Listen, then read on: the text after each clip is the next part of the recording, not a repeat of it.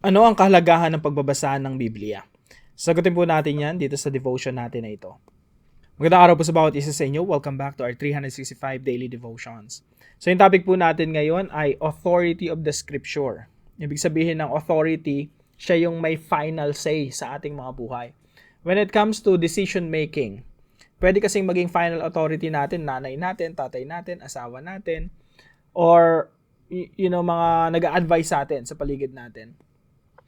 Pero pakatandaan po natin, merong mas mataas na authority sa lahat ng mga tao sa paligid natin. At yun po yung authority ng Scripture. So basahin po natin ano ibig sabihin ng concept ng authority of the Scripture. The idea that all the words in Scripture are God's words in such a way that to disbelieve or disobey any word of Scripture is to disbelieve or disobey God. So ano po ibig sabihin nito? Yung banal na kasulatan po ay salita ng Diyos.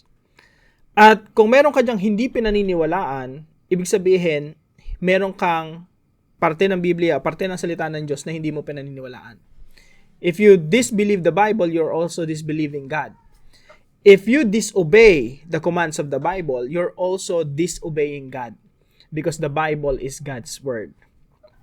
Ganun po ka-authoritative yung Biblia. Yan ang salita ng Diyos. Yan yung revealed Word of God. Now, sabi po dito sa 2 Timothy chapter 3 verse 16, all scripture, pag sinabi po nating scripture, ibig sabihin kasulatan. Sa panahon natin ngayon, pwede nating sabihin yung Biblia. Now, sa panahon po ni Timoteo, kung ano yung available na Bible sa kanila, scripture sa kanila, yun po yung tinutukoy dito. All scripture is breathed out by God and profitable for teaching, for reproof, for correction, and for training in righteousness. So sabi ng Apostol Pablo kay Timoteo, ang lahat ng mga kasulatan ay kinasihan ng Diyos. Ibig sabihin ng kinasihan ng Diyos, theopneustos, hiningihan ng Diyos. Kaya pag nagbabasa ka ng Biblia, isipin mo, galing yun sa bibig ng Diyos. Ang lahat ng mga kasulatan ay kinasihan ng Diyos at mapapakinabangan sa pagtuturo. Ibig sabihin, dahil yan kinasihan ng Diyos yan, may authority yan, galing sa Diyos yan, therefore, mapapakinabangan natin yan sa pagtuturo. Sa pagsaway, pag-rebuke sa isang tao na nagkakasala o namumuhay sa kasalanan. Pagtutuwid, at sa pagsasanay sa katuwiran. So, yung training in righteousness or training in godliness, kung gusto mong maging godly, basahin mo yung Bible. You cannot be godly without reading and understanding the Bible. Kasi yan yung Word of God, ang magpapaka-makadiyos sa atin para maging makadiyos tayo, yung salita ng Diyos. So, ito po ay sulat ni Apostol Pablo kay Timoteo. Ang lahat ng mga kasulatan ay kinasihan ng Diyos, kaya may authority. Now, ito po yung teaching natin ngayong araw. Number 1, the Bible is God's revealed truth. Yung Biblia po, yan po ang katotohanan ng Diyos o mga principle ng Diyos na inihayag sa atin. Now, gusto ko lang emphasize din yung salitang revealed.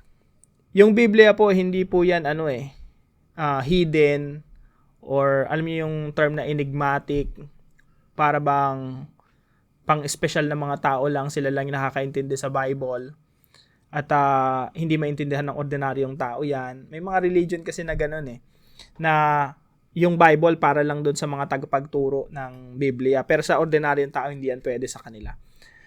Kasi nga, para sa kanila, kailangan ng special knowledge doon, no? Kailangan mga trained na mga tao lang ang pwedeng bumasa ng Bible. Pero alam niyo po, yung Bible ginawang simple ng Diyos na kahit ordinaryong tao may intindihan. Kaya yung Bible, it's revealed. Ibig sabihin, inihayag. Inihayag yung Biblia sa makatuwid, pwede nating malaman at matuklasan kung ano yung nais ng Diyos. Kung ano yung nasa isipan ng Diyos nung sinulat yung Biblia. It is revealed, hindi concealed, na tinago or ginawang sekreto. May mga tao po, baka narinig nyo na yung mga tao doon sa paligid, yung mga nagtuturo na para bang yung Bible misteryoso, no?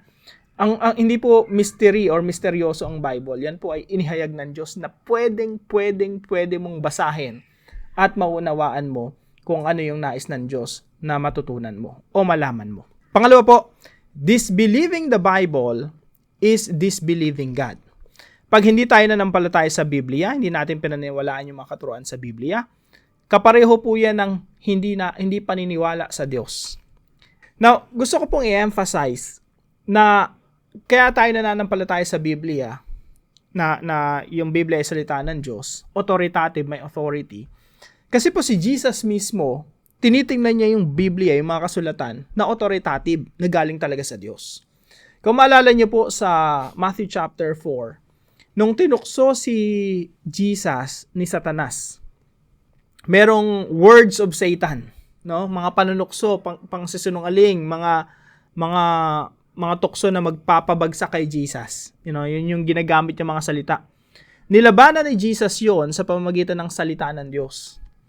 Kaya para kay Jesus, yung mga salita ng Diyos na makinote niya, yan ay authoritative, galing mismo. Si Jesus mismo ang nagsasabi, nagtuturo sa atin, no? Na yung salita ng Diyos authoritative.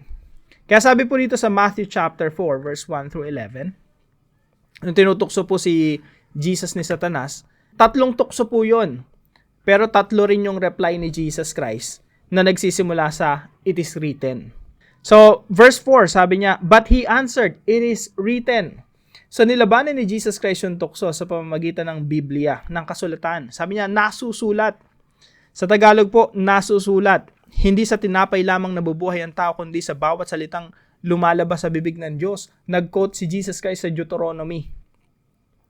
Tinukso ulit siya ni Satan. Nag-reply na naman si Jesus, nasusulat din naman.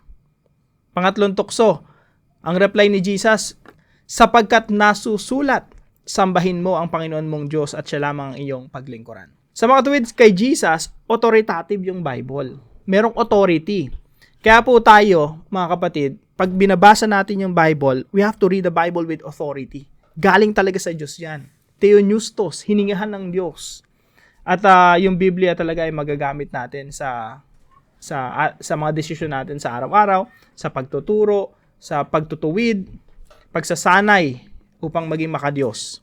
Now, pag binasa po natin sa 1 Peter chapter 1 verse 20 to 21, sabi po rito, knowing this first of all, that no prophecy of Scripture comes from someone's own interpretation.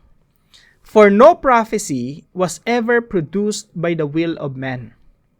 But men spoke from God as they were carried along by the Holy Spirit. So ito po, pwede po natin itong extend sa lahat ng mga nakasulat sa Biblia from Genesis to Revelation. In principle, no?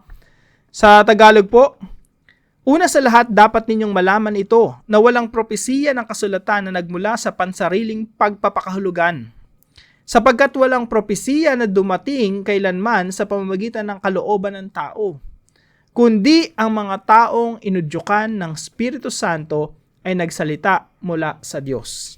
Sa mga tuwid, pag in-apply natin to sa lahat ng mga biblical writers, ibig sabihin na isulat ni Matthew yung kanyang aklat, Matthew, Mark, Luke, John, yung mga sinulat ni Paul, sinulat ni Peter, sinulat ng mga propeta sa Old Testament, lahat yon ay may udyok ng Santong Espiritu. Sabi po rito, but men spoke from God as they were carried along by the Holy Spirit. Na para bang yung mga kamay nila ay ginagabayan ng Diyos, pati yung isipan nila at lahat ng isusulat nila doon may gabay ng Santong Espiritu upang ang lahat ng maisusulat sa banal na kasulatan ay nagmula sa Diyos. So, disbelieving the Bible is disbelieving God. Dahil ang Biblia ay salita ng Diyos, kapag hindi mo pinaniwalaan yan, o merong parte ng Biblia hindi mo pinaniwalaan, para mo na rin hindi pinaniwalaan yung Diyos. Because the Bible is God's Word. Pangatlo po, disobeying the Bible is disobeying God. Pag may mga kautusan sa Biblia na hindi mo sinusunod, huwag mo isipin na hindi mo lang sinusunod yung Biblia. Kasi ang equivalent nun, hindi mo sinusunod ang Diyos. Sapagkat ang Biblia ay revealed truth, God's revealed truth, katotohanan mula sa Diyos, kaya lahat ng kautusan dyan, galing sa Diyos. Kaya po sinasabi sa Joshua chapter 1 verse 8, keep this book of the law always on your lips. Meditate on it day and night, so that you may be careful to do everything written in it. Then you will be prosperous and successful. Ang aklat na ito ng kautusan ay huwag aalisin sa iyong bibig, kundi ito'y iyong pagbulay-bulayan araw at gabi upang iyong masunod ang ayon sa lahat ng nakasulat dito. Sapagkat kung magkagayoy, iyong pagiginhawain ang iyong lakad at magtatamo ka ng tagumpay. Now, paano po natin ito i-apply sa ating mga buhay? Mga kapatid, number 1, read the Bible daily. Simpleng application, pero madalas, yung Biblia natin, katulad dito sa screen natin, naaalikabukan na. Yung Biblia natin, hindi natin nakuha sa shelf natin. Marahil may nagregalo sa iyo ng Bible netong January at hindi mo pa nabubuklat ngayon. Hanggang ngayon, nasa Genesis 1 ka pa rin. So, read the Bible daily. Bakit natin, anong kahalagahan ng pagbabasa ng Biblia araw-araw? Ang kahalagahan po niyan, binabasa mo kung ano ang nasa isipan ng Diyos. When you read the Bible, you're reading the mind of God. At kung ano inihayag ng Biblia patungkol sa Diyos, yun po yung naisa sa buhay natin, na-absorb natin, at mas nakikilala natin si Lord. Sino ba talaga si Lord? Sa Biblia, sa history, sa kasaysayan ng Biblia, at sa ating mga buhay. So, read the Bible daily. Basahin po natin yung Biblia araw-araw. Magkaroon po tayo ng schedule. Maybe every morning. Maybe bago matulog. Wag po natin gawing pampatulog ang Biblia. Pero pwede nating basahin bago matulog. Number 2 po. Interpret the Bible prayerfully. So, hindi lang natin binabasa yung Biblia. Pinag-aaralan pa natin ng mabuti yan. Ini-interpret natin ng tama para hindi magkaligaw-ligaw yung ating, katuruan, yung pinanampalatayahan natin. So, interpret the Bible prayerfully. Bakit prayerfully? Kasi nga po, sinasabi po ng banal na kasulatan, basahin po natin sa 2 Peter chapter 1 verse 20-21. Sabi dito, kundi ang mga taong inidyukan ng Espiritu Santo ay nagsalita mula sa Diyos. So, ang primary author ng Biblia ay Espiritu Santo. Totoo na sinulat yan ni Pablo, ni Pedro, sinulat ni Luke, sinulat ng mga propeta sa Old Testament. Sila yung mga human authors. Pero behind the human authors, merong divine authorship. Ibig sabihin, merong nagsulat na yung banal na espiritu ang gumamit ng mga tao para maisulat yung Biblia. For that reason, we have to ask the Holy Spirit, Lord, tulungan niyo po ako. Banal na Espiritu. Hayaan niyo po, kailangan natin ipanalangin sa Diyos na, Lord, hayaan niyo yung Santong Espiritu ang gumabay sa akin. Siya yung author at siya rin ang magpapaintindi sa akin. So, let's interpret the Bible prayerfully. Meron talagang panalangin habang binabasa natin yung Biblia. Number 3 po, obey the Bible wholeheartedly. Kung ano man ang nasusulat dyan, command, utos, prinsipyo, o mga katuroan, dapat po nating sundin ng buong puso. May mga times po na ipag-utos sa yung Diyos na talagang kukurot sa puso natin.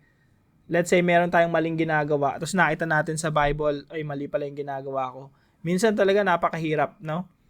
Pero wag natin kalimutan, this is God's word and we have to obey God. We have to obey the teachings of the Bible wholeheartedly. Hindi pwedeng sumusunod tayo pero wala na yung puso natin. Kasi ang Diyos, hindi yan tumitingin sa panglabas lang. Ang Diyos tumitingin sa panloob sa puso natin. Pwede kasi tayong sumunod sa pamagitan ng ating kamay, ng bibig, ng paa. No? Pwede tayong sumunod ng sumusunod sa panlabas. Pero yung puso natin, masuwayin. Pwede yon. Kung paano tayo minsan sumusunod sa magulang natin, ng labag sa ating kalooban. So sa ating Diyos po, pag sumunod po tayo sa Kanya, hindi natin maitatago yung laman ng ating puso. That's why we have to obey the Bible, the teachings of the Bible, principles of the Bible, commands in the Bible, wholeheartedly. Yung buong buo.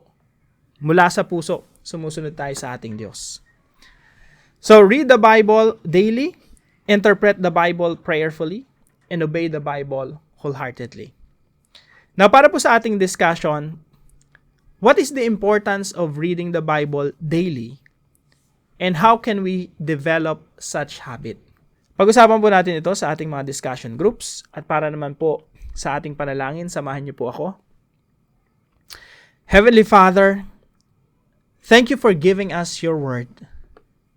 The Bible is your truth revealed to guide us. I acknowledge that to disbelieve or disobey your word is to turn away from you. Help me to interpret the Bible properly with wisdom and understanding that comes from your Spirit. Teach me to read it prayerfully with a heart ready to listen and obey.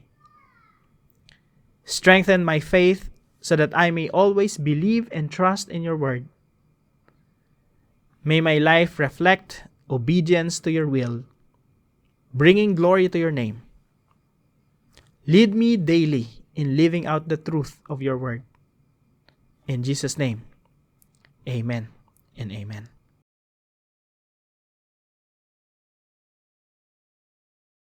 Maraming salamat po sa partner natin para sa devotion natin na ito, si Brother Dennis. Maraming salamat sa pagiging supportive mo, kapatid. Now, kung meron po kayo natutunan sa devotion natin na ito, ipalam nyo lang po sa comment section right below this video. And please share this devotion to your family and friends. Pagpalain kayo ng ating Panginoon ngayong araw at sa mga darating pa. Magkita-kita po tayo bukas alas 5 ng umaga dito sa ating Daily Devotions.